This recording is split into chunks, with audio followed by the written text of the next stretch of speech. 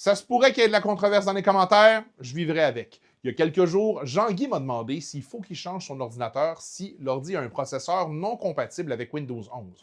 Je vous explique pourquoi la réponse est à la fois oui et non en 2 minutes.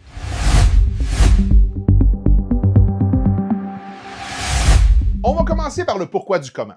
C'est pas juste pour le fun de vous obliger à changer d'ordinateur que Microsoft bloque les vieux CPU. C'est pour deux raisons principales. La première, le Trusted Platform Module, le TPM 2.0, qui est une petite puce de sécurité qui stocke les clés de chiffrement et qui protège vos données biométriques. Le fameux Windows Hello, qui vous permet de déverrouiller votre ordinateur avec votre joli visage. Microsoft exige la version 2.0 pour faire face aux cyberattaques modernes. Les vieux processeurs ont soit la version 1.2, soit rien. La deuxième, c'est encore une raison de sécurité, mais cette fois-ci dans le processeur lui-même qu'on appelle le MBEC. C'est sincèrement trop complexe pour que j'essaie même de commencer à l'expliquer, mais ça permet de faire tourner la sécurité de Windows sans ralentir l'ordinateur. Sur un vieux CPU, Windows 11 raterait longtemps le ballonné parce qu'il devrait imiter ces fonctions-là autrement et ça grugerait de la puissance de l'ordinateur pour ça. L'affaire dans tout ça, c'est que depuis octobre 2025, Windows 10 est plus supporté par Microsoft, même s'il existe une façon d'étendre le service jusqu'en octobre 2026.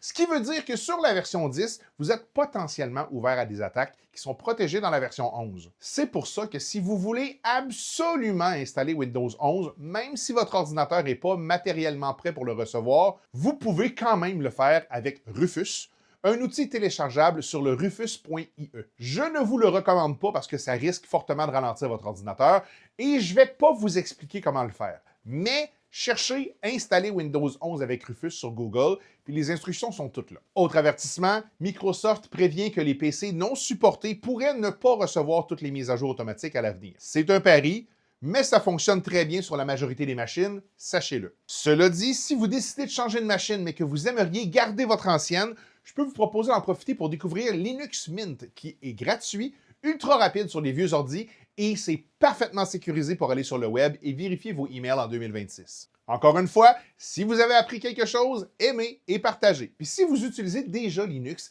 dites-moi donc quelle version vous avez. Personnellement, j'ai installé Ubuntu sur 2 de mes machines.